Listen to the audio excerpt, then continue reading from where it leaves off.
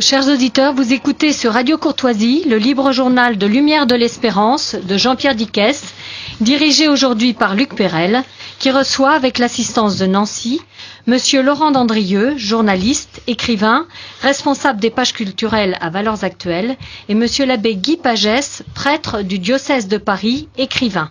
Donc nous allons parler aujourd'hui de l'Église catholique de l'immigration musulmane. Oui, alors, cher Laurent Dandrieux, monsieur l'abbé, je suis heureux de vous saluer. Chers auditeurs, je vous salue. Laurent Dandrieux est en train de faire un tabac. Je pensais me régaler avec un pamphlet. Il ne s'agit pas d'attaquer l'Église, évidemment. Il s'agit de l'aider à sortir d'une impasse. Il s'agit d'ouvrir le débat pour que les gens, effectivement, s'en emparent, s'en saisissent, nourrissent une réflexion qui, sur ce plan-là, au point de vue ecclésial, à mon avis, est totalement embryonnaire. C'est des sujets sur lesquels vraiment personne ne s'est penché sérieusement. Loin d'être un pamphlet, c'est une analyse. Vous donnez les textes, vous donnez les références, les dates, etc.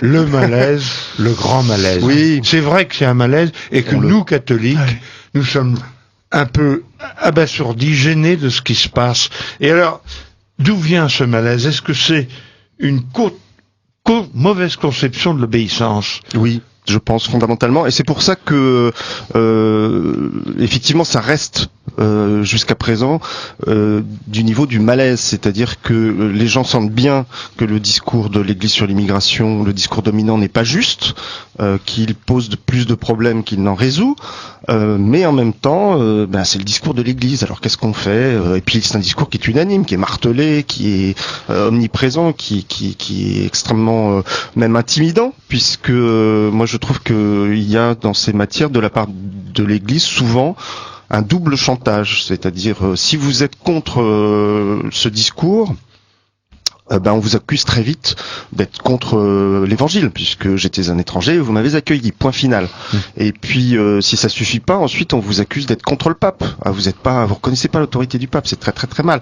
Or je ne sache pas que le pape soit infaillible sur ces matières-là. Donc il faut sortir de ça, oser se réapproprier le débat. Et une partie de l'enjeu de mon livre, évidemment j'ai voulu démontrer que les positions de l'Église à mon sens étaient fallacieuses, mais aussi qu'elle ne requérait pas l'obéissance inconditionnelle du fidèle. C'est-à-dire que ce sont des sujets qui sont, à mon sens, au niveau le plus bas d'autorité du magistère, quand ils ressortent du magistère, parce que quand le pape donne une conférence de presse dans un avion, est-ce que c'est encore du magistère? Je me permettrai d'être dubitatif sur ce point. Voilà, donc on a le droit de ne pas être d'accord avec l'Église sur ces questions. On a le devoir, je pense, de le lui dire, je crois que c'est notre rôle d'interpeller notre clergé en disant, écoutez, moi sur ce sujet-là, il me semble que ça ne va pas du tout et qu'il serait urgent de rectifier le tir. Alors, Monsieur l'abbé Pagès, je veux aussi remercier M. Dandrieux pour cet ouvrage qui est très complet, parfaitement référencé, qui est vraiment irréprochable. Maintenant, l'argument donc que vient d'avancer Monsieur Dandrieux pour justifier la politique actuelle de l'Église, à savoir ce verset de Matthieu 25, j'étais un étranger et vous m'avez accueilli, ou bien j'étais un étranger et vous ne m'avez pas accueilli. En fait, Monsieur Dandrieux, on le a souvent mis dans les dents, et autant que j'ai vu, vous avez répondu à chaque fois en faisant valoir que ce verset s'adressait à des individus, mais ne concernait pas la collectivité. J'ai deux réponses en fait sur cet argument qui est effectivement un argument d'autorité presque, parce que quand vous lisez notamment les textes des évêques de France sur ce sujet, ça revient tout le temps, puis ça revient pour clore la discussion. Et moi, on me dit, effectivement, depuis que j'ai publié mon livre, mais non, mais vous rejetez ce verset de l'Évangile. Bien sûr que non, je ne le rejette pas. Mais il faut le savoir, y compris les paroles du Christ, il faut savoir les utiliser intelligemment. C'est-à-dire que d'une part, effectivement, ce sont des paraboles ou des préceptes qui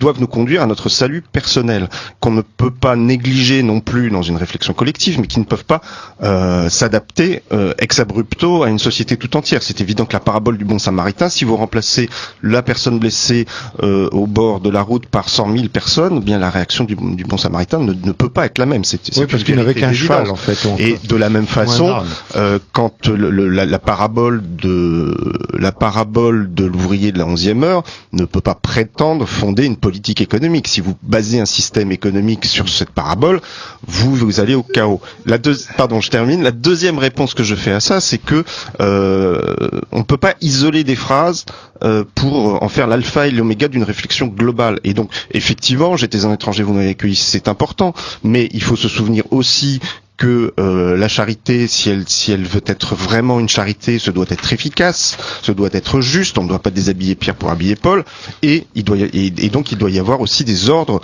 de hiérarchie dans la charité. Et donc je rappelle dans mon livre que effectivement saint Augustin et saint Thomas d'Aquin se sont prononcés de manière très claire là-dessus, et saint Thomas a résumé la question d'une manière limpide.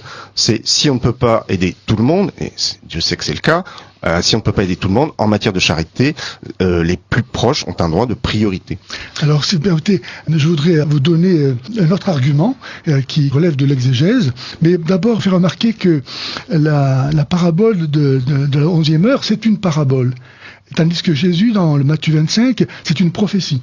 Il annonce ce qui se passera. Donc c'est pas du même ordre. On ne peut pas en tirer des conclusions de l'une par rapport à l'autre. Et encore une autre chose sur la parabole du Samaritain, on peut remarquer que le Samaritain, il amène le blessé à l'auberge, pas chez lui. Donc c'est déjà un point pour voir comment on peut mettre ces gens dans des situations où ils se refont une santé, mais pas nécessairement chez nous. Alors pour revenir à Matthieu 25, en fait le problème vient d'une mauvaise traduction, parce qu'il y a malheureusement de mauvaises traductions.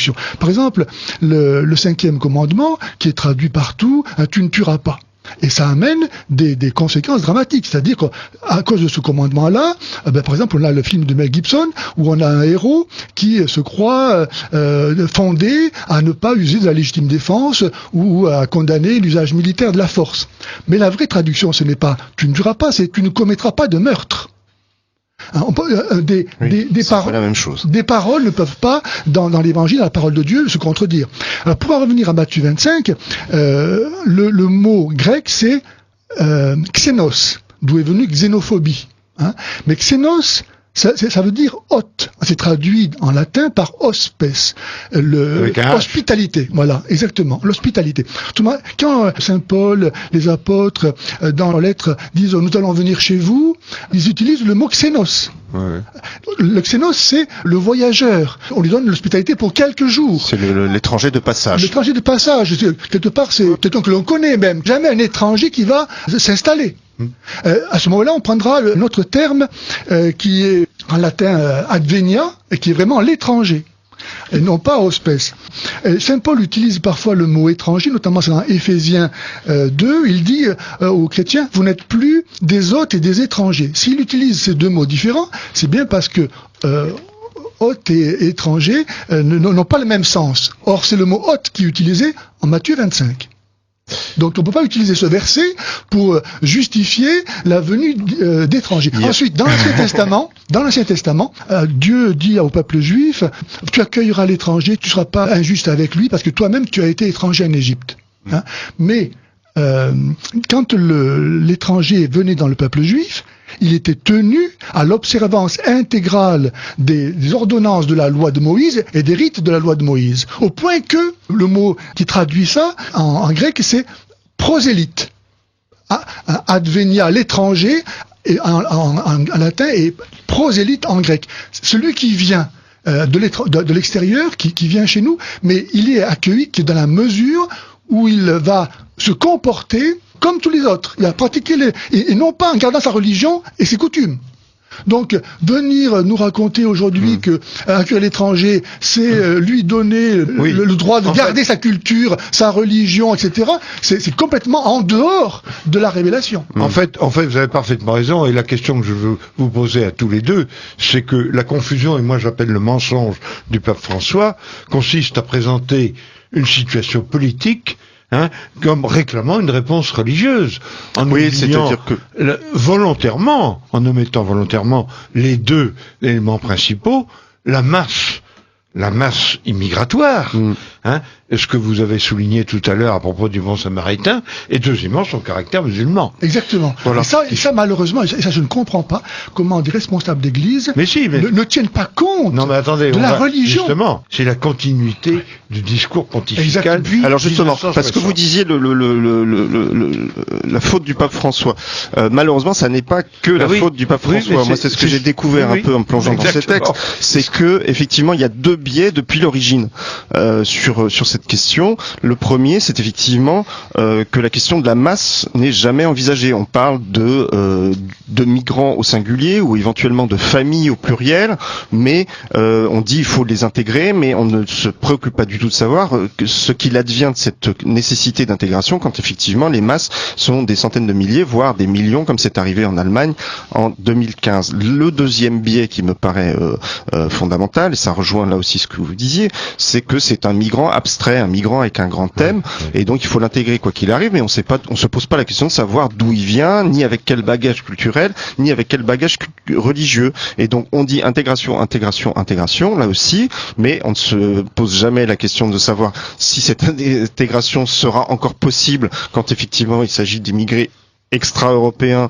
et musulmans, et on ne se pose pas non plus la question de savoir les dégâts que cet afflux massif d'immigrés extra-européens et musulmans produisent. Et je vous terminerai sur un dernier point, parce que pour revenir sur ce qu'on disait sur l'étranger, l'étranger de passage, moi ce qui me frappe aussi, c'est qu'il y a un argument qui est constamment utilisé, qui donne d'ailleurs son titre au premier texte magistériel sur la question. C'est un texte de Pie XII qui date de 52, qui s'appelle Exul Familia Nazaretana. Et donc ça commence en disant que l'immigré est pour nous tel la Sainte Famille qui fuit en Égypte, et que donc il faut le traiter comme tel. Mais il faut quand même rappeler que la Sainte Famille en Égypte, d'abord elle fuit une persécution qui est le massacre des innocents, et ensuite c'est évidemment une fuite temporaire, contrainte, et surtout qui a vocation à rester aussi courte que possible. C'est-à-dire que la Sainte Famille n'avait pas du tout l'intention de faire souche en Égypte. C'est comme les rois mages, ils sont rentrés chez eux.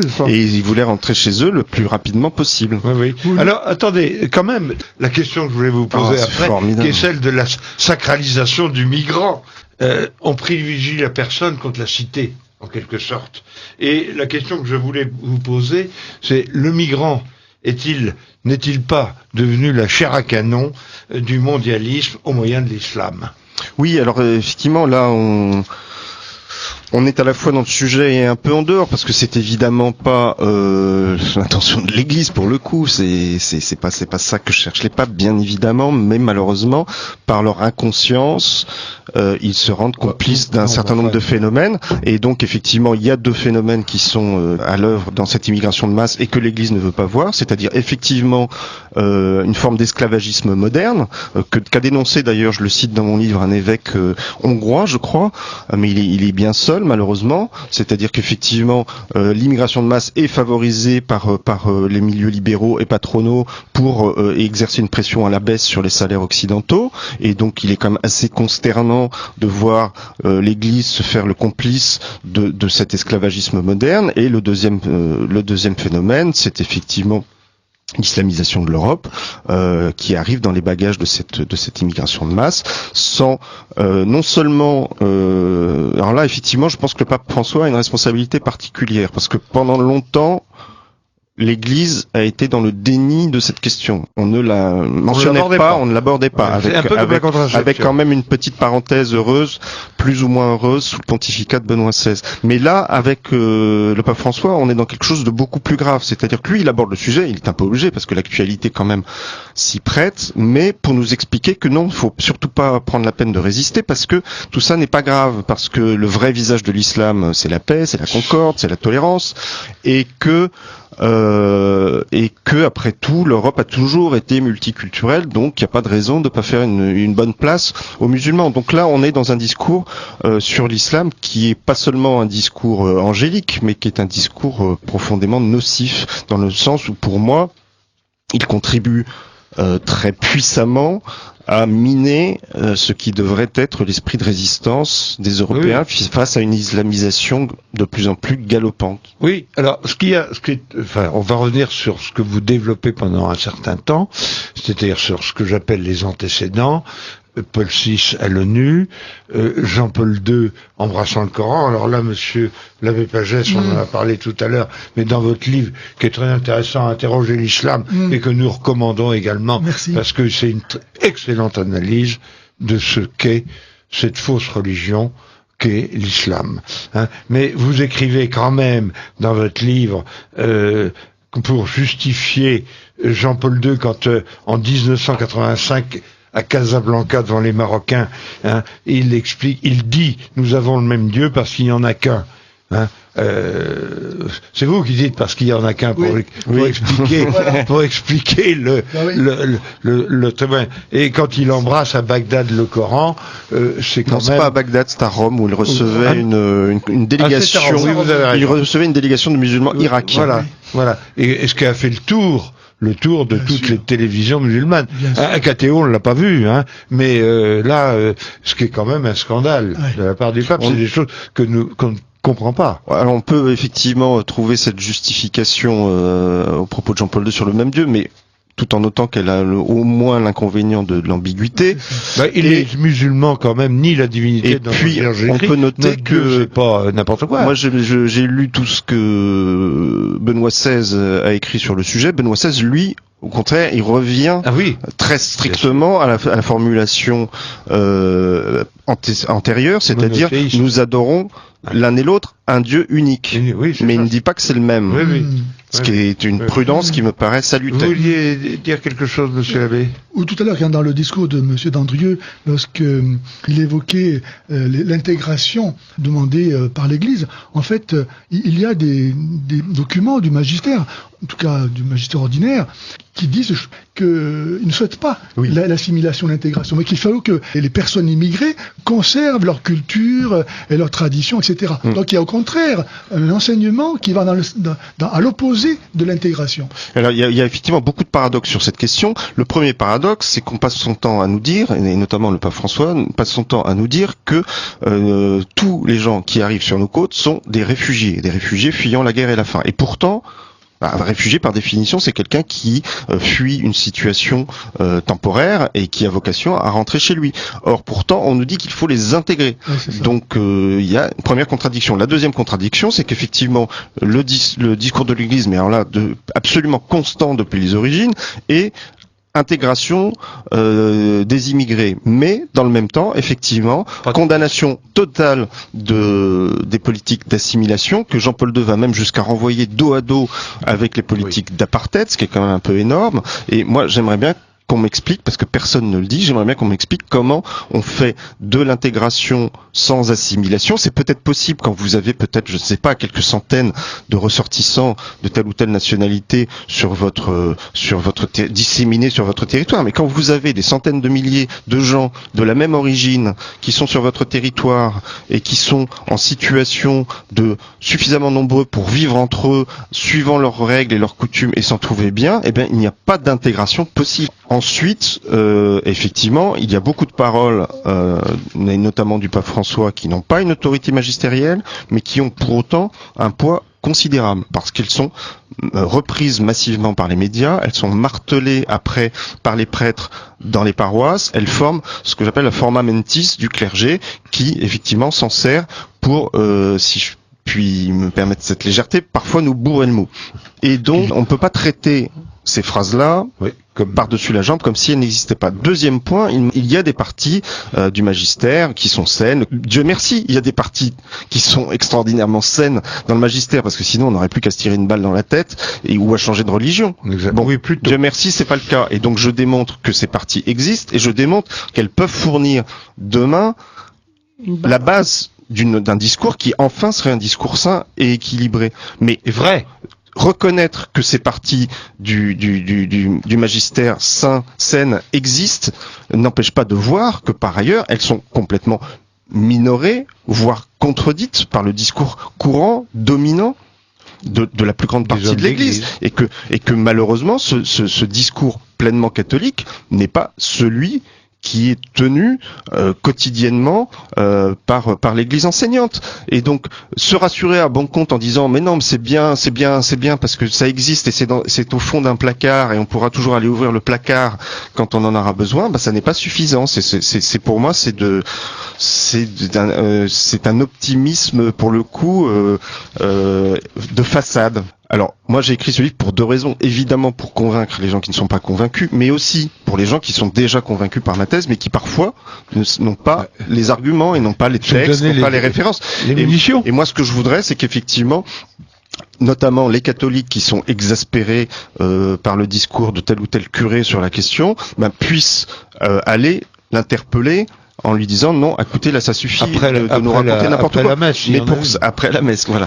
Mais pour ça, il faut d'abord avoir des billes, voilà. Et mon livre est écrit aussi pour fournir aux gens convaincus les billes pour ce combat. Monsieur l'abbé. Oui, tout à l'heure, Pagès. Oui. Vous évoquiez le pape François qui disait que déjà l'Europe avait connu des invasions et qu'elle avait réussi à se surmonter, à tirer un bénéfice de celle-ci. Il oublie que lorsque les invasions musulmanes sont venues, l'Europe les a justement chassées. Et puis on oublie aussi ce qui s'est passé sur le pourtour méditerranéen au 7e siècle. C'est-à-dire que les pays musulmans n'ont pas toujours été musulmans. Ils sont musulmans par conquête et que effectivement, à cette époque-là, pour des raisons qui m'échappent parce que je ne suis pas historien, il n'y a pas pu y avoir de réponse militaire. Et la conséquence, c'est que du coup, à part des minorités chrétiennes qui survivent tant bien que mal, des peuples entiers ont été coupés du christianisme pendant des siècles et des siècles. Donc tolérer dans l'espace national des communautés qui garderaient leur propre tradition, c'est une chose, mais tolérer les populations musulmanes, c'en est une autre, parce que leurs traditions sont tout à fait différentes de celles qu'on peut trouver ailleurs, dans la mesure où elles ont une prétention universaliste. Oui. Et donc, on peut pas, même à titre, je dirais, embryonnaire, traiter la présence musulmane comme une autre présence, parce que elle porte en elle-même le germe de l'oumma répandu sur tout le territoire national. Donc, et ça, moi je trouve ça dramatique que jamais, par exemple, nos évêques, ni notre pape, ne fassent allusion à des préceptes que nous trouvons chez les apôtres, excusez du peu, mais par exemple, le doux Saint Jean, qui a reposé sa tête sur le cœur de Jésus, donc il est apôtre de l'amour, traditionnellement, il dit ceci: si quelqu'un vient à vous sans apporter cette doctrine, c'est-à-dire l'évangile, ne le recevez pas chez vous. Quiconque le salue participe à ses œuvres mauvaises. Il me semble qu'il y a quelque chose qui est important pour comprendre la cécité de l'Église aujourd'hui, une grande partie de l'Église sur l'islam. C'est une forme de christianocentrisme, c'est-à-dire qu'on regarde les autres religions comme si elles étaient pareilles au christianisme. Oui. Et du coup, on ne les comprend pas, parce qu'on refuse de voir les différences. Et donc, effectivement, on s'imagine que l'islam peut facilement faire la distinction entre le spirituel et le temporel. On s'imagine que l'islam ne cherche que la paix et la concorde. On s'imagine que l'islam n'a pas de visée de domination mondiale, parce que comme le christianisme n'en a pas, et que tout ça ce sont les religions, voilà, à force de parler des religions sans arrêt, on s'imagine qu'elles sont toutes semblables et toutes animées du même esprit. Eh bien, c'est fondamentalement faux. En fait, alors je reviens, c'est parce que ça nous permet de revenir sur les antécédents. En fait, moi, Laïc Durand, je peux dire, ça commence en 1960, encore que vous ayez cité beaucoup d'autres antécédents dont on va parler, mais que c'est vraiment le Vatican II qui est responsable de ce discours lénifiant. Oui. Et deuxièmement, les antécédents politiques que nous avons, que vous évoquez d'ailleurs dans votre livre très bien, qui sont le ralliement de 1892, la condamnation de l'action française, la CPI 11 avant Sénéon 13 et l'abandon des Christéros, sont des exemples d'erreurs politiques gravissimes des papes antérieurs. Parce qu'il faut quand même... Et donc c'était avant Vatican II. Voilà, puisque Vatican II tombe pas du ciel quand même.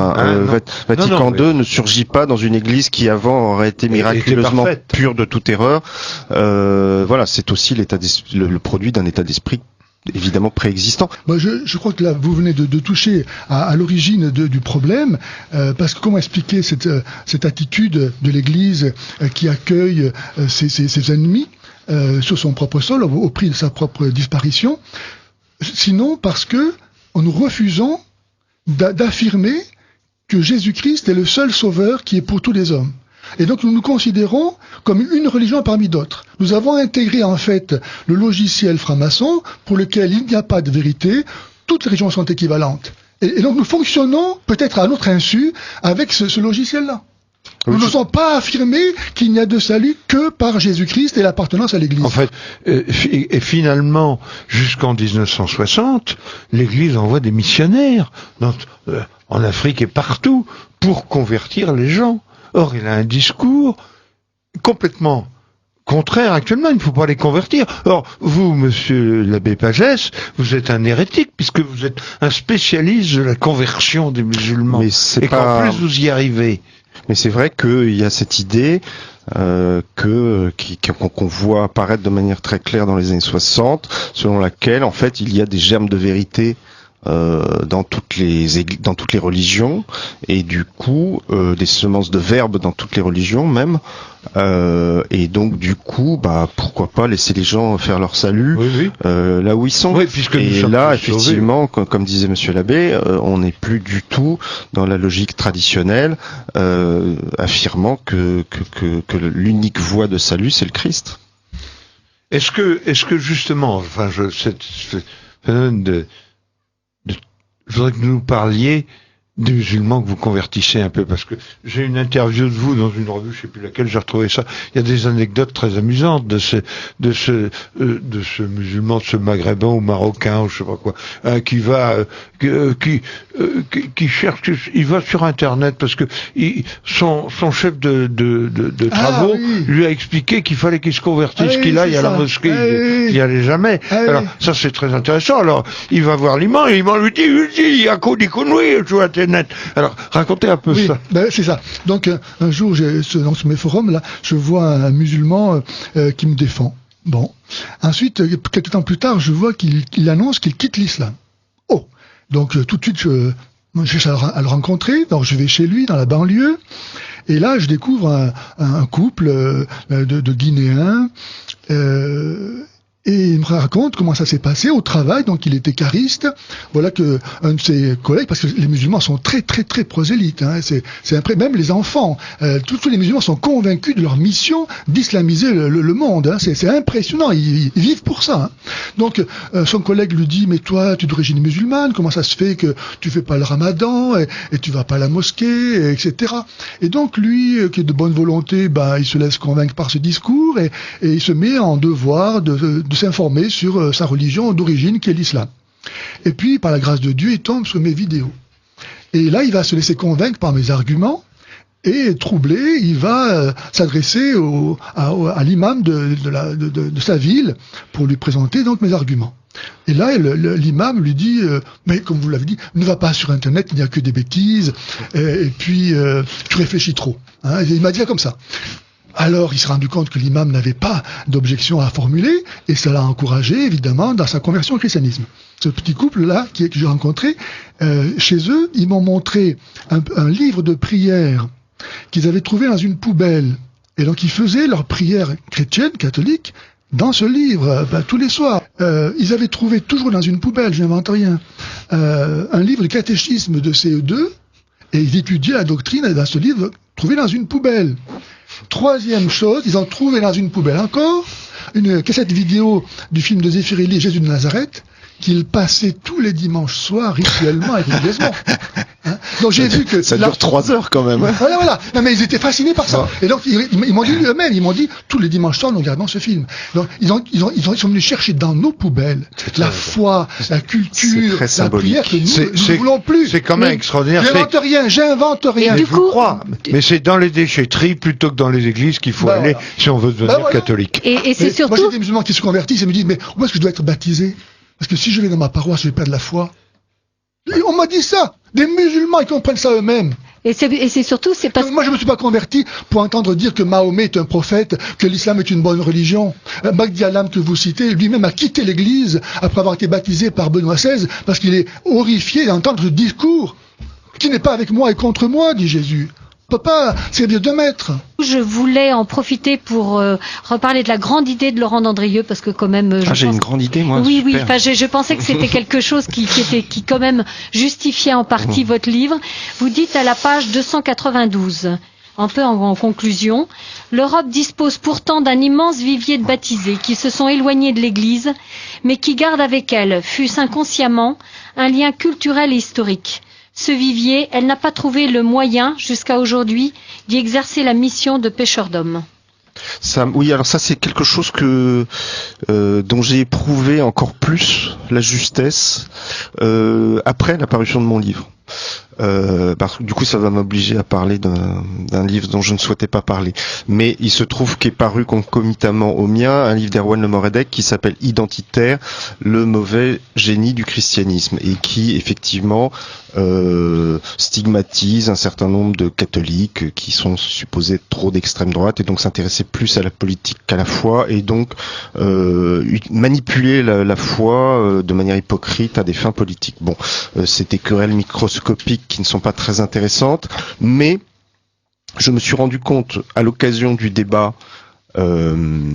qui a eu lieu autour de ce livre et du mien, du profond mépris dans lequel un certain cléricalisme tenait ce qu'on appelait autrefois les catholiques culturels, c'est-à-dire la foi du charbonnier. Oui, mais même non, c'est moins que la foi du charbonnier, c'est-à-dire c'est souvent des gens qui se disent catholiques mais plus par attachement identitaire, c'est-à-dire qu'ils sont attachés à leur clocher, ils sont attachés à leur crèche, parce que ce sont des symboles de leur identité. Ça me rappelle une anecdote, si vous voulez, pour illustrer ça, qui est celle d'un de mes clients qui a fait baptiser fait baptiser ses enfants. Alors le curé lui demande: pourquoi demandez-vous le baptême pour vos enfants?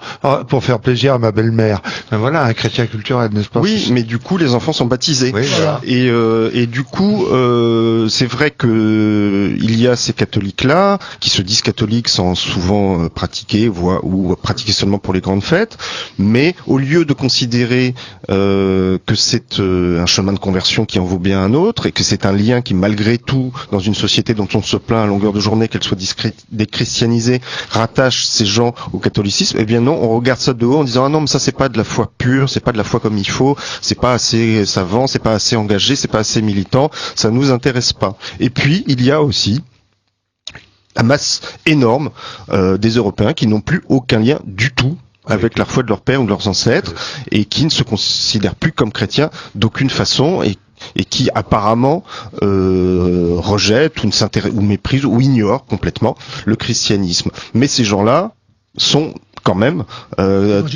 évangélisables, et d'autant plus évangélisables qu'ils sont tenaillés par la question de l'identité, voilà. C'est-à-dire qu'ils voient bien qu'il y a une immigration de masse qui les menace dans leur mode de vie et dans leur existence même, et puis ils voient bien qu'on a affaire à une religion conquérante qu'est l'islam, et donc ces gens-là, si on leur disait vous avez une identité, et cette identité, sa colonne vertébrale c'est le christianisme, on pourrait effectivement se servir de cette inquiétude identitaire comme d'un levier d'évangélisation énorme. Absolument. Au lieu de ça, on méprise ça, on dit non, votre inquiétude identitaire, c'est du refus de l'autre, c'est du repli sur soi, c'est de la frilosité, c'est du racisme, et c'est de la xénophobie. Et donc si je puis me permettre une métaphore, moi tout ça, ça me fait penser...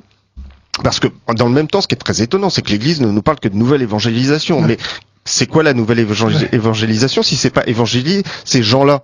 Et on peut pas évangéliser des gens dont on méprise les préoccupations les plus vitales. Et moi, ça me fait penser... irrésistiblement, je l'ai déjà dit sur cette antenne, pardon, pour ceux qui l'ont déjà entendu, mais c'est le lotus bleu de Tintin, où il y a ce personnage qui a été frappé par le poison qui rend fou, et alors il vient voir Tintin avec un grand cimeterre à la main, et il dit: j'ai trouvé la voie, je vais vous montrer la voie, mais avant, il faut que je vous coupe la tête. Et je trouve que la nouvelle évangélisation, telle que l'a définie une certaine église, c'est un peu ça. On veut bien convertir les gens, mais d'abord, il faut les convaincre qu'ils n'ont pas le droit de défendre leur existence. Merci de ce rappel littéraire du Lotus Bleu, qui est effectivement toujours important d'avoir des références et que littéraires. Tous les auditeurs de Radio Courtoisie vont comprendre. Mais je voulais vous dire que c'est amusant, parce que je ne sais pas si vous le faites exprès, vous avez la même conclusion de ce que vous venez d'exposer que Philippe de Villiers. Dans son livre, est-ce que les cloches sonneront encore? Les grands esprits se rencontrent. Ouais, mais exactement. C'est sur l'Église que la France peut, mais malheureusement, peut se libérer, surgir, mais malheureusement, la hiérarchie lui coupe les jarrets. Hein. Voilà. Si même l'Église est d'accord pour que l'islam s'installe en France, on ne voit pas comment le gouvernement pourrait, lui, trouver à redire. Le livre de M. Dandrieux n'est pas désespéré malgré la situation désespérante qu'il décrit. Il n'est pas désespéré dans la mesure où il y a effectivement le moyen pour transformer, si seulement il y avait encore la volonté et pour ça la foi qui l'attendrait, le moyen de renverser cette situation au bénéfice de l'Église et de la France. Je vois, quand je rencontre des musulmans, comment ils ont soif qu'on leur dise la vérité. Mais si on leur dit que l'islam est une bonne religion, comment ils vont pouvoir se convertir? Là, il y a 10 jours, il y a un groupe d'anciens musulmans qui ont créé à Lyon pendant 2 jours un forum Jésus et le Messie. Eh bien, évidemment, l'imam de la ville, il n'a pas été content de voir que les anciens musulmans venaient témoigner au bénéfice de la conversion d'autres musulmans et pour fortifier la foi des chrétiens. Mais même le curé de l'Orme a trouvé le moyen de dire qu'on instrumentalisait les anciens musulmans convertis au christianisme. On les a instrumentalisés. Oui, ce que je trouve très frappant, c'est qu'on entend souvent dans les milieux catholiques bien pensants qu'il n'y a pas lieu de s'inquiéter de la progression de l'islam en Europe, parce que en fait, ça va nous servir d'aiguillon pour réveiller la foi chrétienne. Je serais assez d'accord avec ça, à condition qu'on s'en donne les moyens. C'est-à-dire que si on se contente de dire, d'une part, oui, alors ça va nous réveiller notre foi, mais que concrètement on fait rien, ouais. Et que d'autre part, on explique d'une part que c'est très bien de rester dans la religion musulmane, et d'autre part que c'est très mal quand on est européen d'avoir des inquiétudes identitaires, on va rien réveiller du tout. Absolument. Donc effectivement, moi je pense que l'islam, la présence de l'islam, le diable portant pierre, peut avoir des effets collatéraux bénéfiques et servir à un certain nombre d'Européens pour renouer avec, et aller voir le blog de l'abbé Pagès, par exemple. Et je pense qu'effectivement, on pourrait, si on utilisait ce levier-là, on pourrait on pourrait refaire du christianisme une idée neuve en Europe. Voilà. Mais encore faut-il s'en donner les moyens. Oui, parce que ça amène cette question que je voulais vous poser sur le prophétisme des papes, en particulier développé par Jean-Paul II et encore plus par le pape François, d'une humanité nouvelle, c'est une escroquerie, ça. Que pensez-vous du prophétisme? Ce qui est effrayant, c'est qu'effectivement, moi j'ai découvert un certain nombre de phrases que je soupçonnais pas, qui présentent l'immigration sous un jour absolument messianique, c'est-à-dire comme quelque chose qui va renouveler profondément l'humanité. Je vous en cite quelques-unes. Alors c'est Jean-Paul II dans un message pour la Journée mondiale du migrant 1988. Parmi toutes les expériences humaines, Dieu a voulu choisir celle de la migration pour signifier son plan de rédemption de l'homme. Il y a un texte dans le fameux message de Jean-Paul II, toujours pour cette journée du migrant, 2004, son dernier. On le cite toujours parce que dans ce texte, il y a une phrase qui dit avant le droit de migrer, il y a le droit de ne pas émigrer et de rester vivre sur sa propre terre. Bon, c'est très bien, on est très content quand on lit ça, mais quand on a la curiosité d'aller lire le message dans son entier, on trouve derrière cette phrase cette même vision complètement messianique. Dans ces conditions, écrit Jean-Paul II, le phénomène des migrations contribue à cultiver le rêve d'un avenir de paix pour l'humanité tout entière. Alors, moi, ce que je trouve, c'est que je pourrais vous en donner 10 des phrases comme ça. Ça traduit un phénomène qui me paraît très grave, que d'ailleurs Benoît XVI, votre livre, c'est de donner toutes ces références. C'est un phénomène très grave que Benoît XVI a lui-même dénoncé. C'est-à-dire une forme de laïcisation de l'eschatologie. C'est-à-dire, il s'agit plus seulement d'amener les hommes au royaume de Dieu, sur la terre, dans le ciel, mais en quelque sorte, instaurer d'ores et déjà, à travers ce que l'Église des années 60 appelle l'unité de la famille humaine, c'est déjà d'instaurer ce royaume des cieux sur la terre. Et ce que je trouve très inquiétant, c'est que ce même Benoît XVI, qui dénonce cette laïcisation de l'eschatologie, lui-même, quand il s'agit de parler de l'immigration, tombe dans ce piège. Et donc, il y a un message, notamment toujours pour cette fameuse journée mondiale des migrants de l'année 2011, où il dit qu'il faut voir, il faut regarder l'immigration dans la perspective de la mondialisation, comme une manifestation de la mondialisation qui est en quelque sorte, dit-il, la préfiguration anticipée de la cité sans frontières de Dieu. Et alors ça, c'est effrayant parce que si vous concevez qu'effectivement les migrations sont la préfiguration anticipée de la cité sans frontières de Dieu, ça veut dire que si vous vous opposez à l'immigration, vous vous opposez à la cité sans frontières de Dieu. Alors là, il n'y a plus qu'à se tirer une balle. Oui, c'est la confusion. Je trouve triste et dommage, et j'ai écrit mon livre aussi pour ça, que des gens concluent du fait qu'il y a un certain nombre de choses qui les hérissent dans le discours catholique, qu'ils en tirent la conclusion qu'il faille tourner le dos à l'Église et quitter l'Église. Oui. Je trouve que c'est malheureusement une tentation, mais c'est indéfendable parce que l'Église, d'abord, est la seule à avoir les promesses de la vie éternelle et qu'elle n'est pas résumable à un certain nombre d'errements sur un certain nombre de questions, qu'elle a une tradition qui préexiste et qui survivra à ces errements, que nous sommes un certain nombre de catholiques à rester dans l'Église, à être tout aussi hérissés et chagrinés par ces évolutions que beaucoup d'autres, mais que nous mettons un point d'honneur à garder notre fidélité à l'Église pour notre bien spirituel propre évidemment, mais aussi pour le bien spirituel de la France. La gloire de Dieu d'abord. Et la gloire de Dieu, merci monsieur l'abbé, me rappeler aux choses importantes. Et que donc voilà, je pense qu'il faut pas baisser les bras et se dire ah non, cette église me plaît pas. Voilà, d'abord l'église c'est au-delà, c'est bien au-delà de ce que des bêtises de certains de ses représentants actuels. Et par ailleurs, on peut travailler. Nous sommes tous prêtres, prophètes et rois, et donc on peut travailler à la rendre plus sainte, à la rendre plus véridique et à la ramener sur les chemins de la vérité. Ah bah, très bien, merci. Alors, il y a quand même une question que je voudrais vous poser à tous les deux, c'est d'abord l'obédientisme. L'obédientisme, c'est dire papa m'a dit. Papa m'a dit, comme le petit Mitterrand disait. Bon, hein. Et deuxièmement, est-ce que l'origine de cet obédientisme ne vient pas de Vatican I? De l'infaillibilité pontificale. Tout ce que dit le pape, tout ce que fait, tout ce qui manque, c'est paroles d'évangile. D'une mauvaise compréhension de Vatican II. Non, mais bien entendu. Parce qu'on n'est pas là pour remettre en cause Vatican II. Mais c'est pas ça l'origine, et que je pense qu'il y a finalement le cléricalisme, c'est ça. Voilà. Je cite dans mon livre un extrait de l'ouvrage remarquable du professeur de Mattei sur le ralliement de Léon XIII. Et il raconte une anecdote de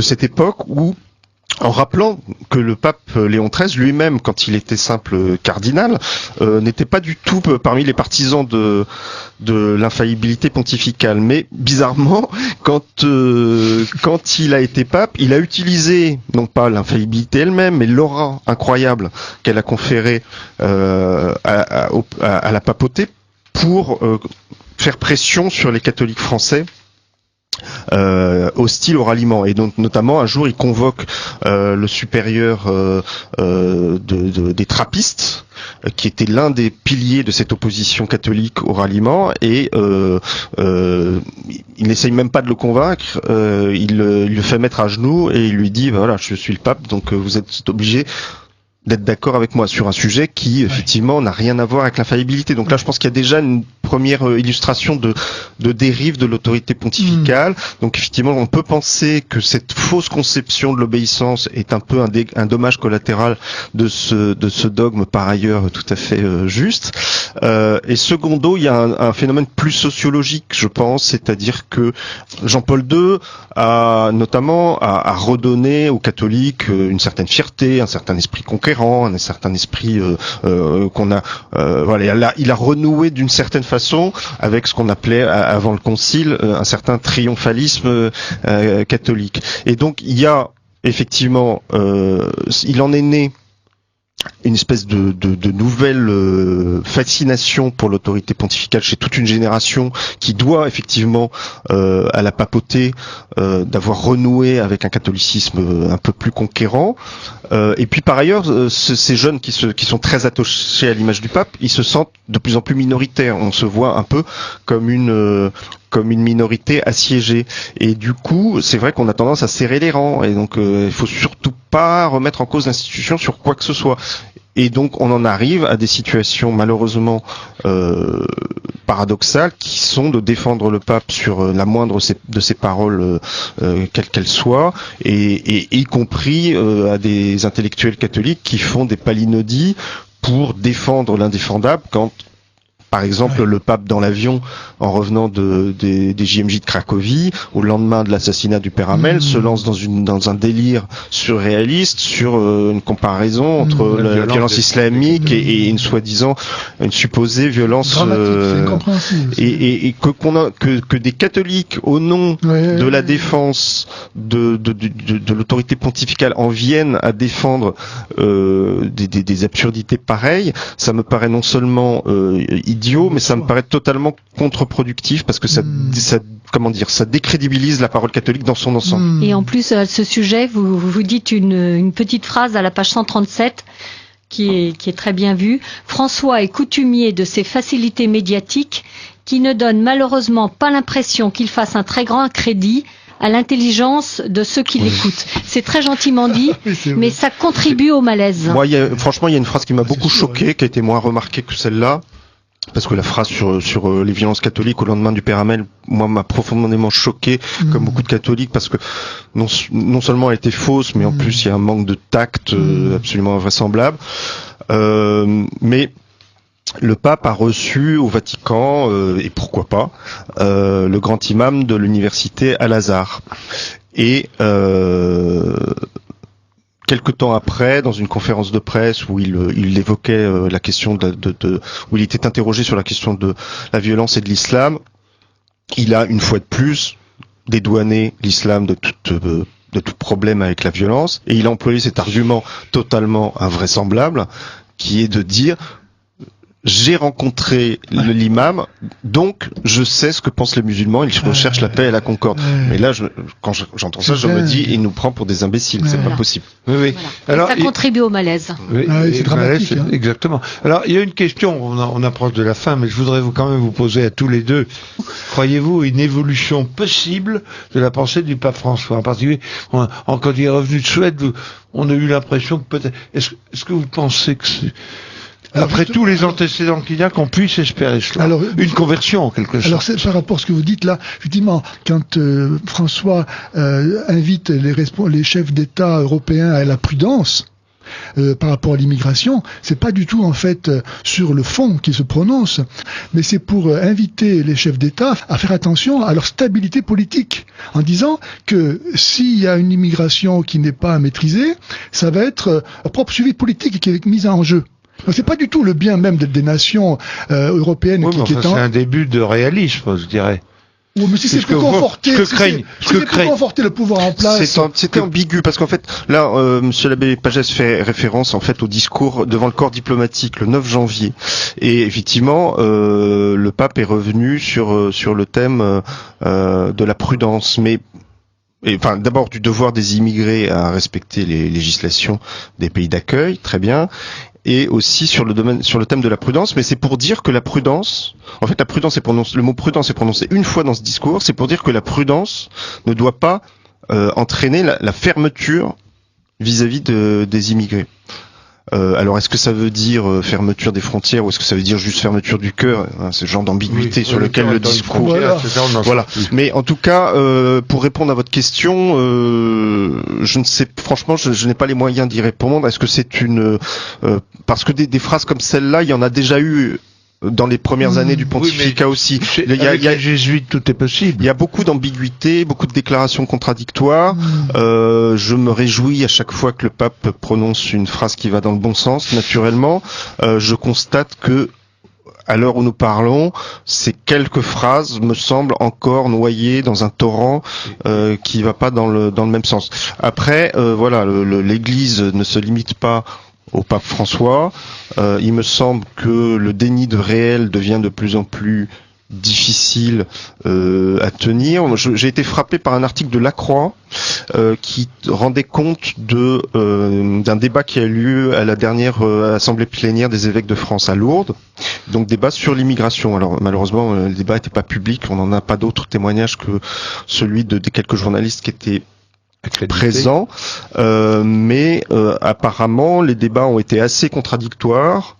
Et notamment, il y avait un évêque italien dont j'ai oublié le nom, mais je le cite dans mon livre, qui était là un peu pour répandre la bonne parole immigrationniste, et un certain nombre d'évêques français, plutôt de la jeune génération, ont pris la parole pour lui dire qu'il était bien gentil, mais que c'était quand même beaucoup plus compliqué que ça, et qu'on pouvait, on ne pouvait pas balayer d'un revers de main le fait que les gens, les peuples, se sentent effectivement troublés par cette remise en cause radicale de leur identité qui arrive dans les bagages de l'immigration. Donc il me semble qu'il y a quand même quelques prises de conscience et quelques prises de parole intéressantes, dont la plus forte, effectivement, me paraît, j'en parlais tout à l'heure, être celle du cardinal Sarah, qui, dans une interview qu'il a donnée en marge d'une conférence à Versailles pour faire la promotion de son livre remarquable, La force du silence, a dit très clairement que voilà, cette immigration de masse nous menaçait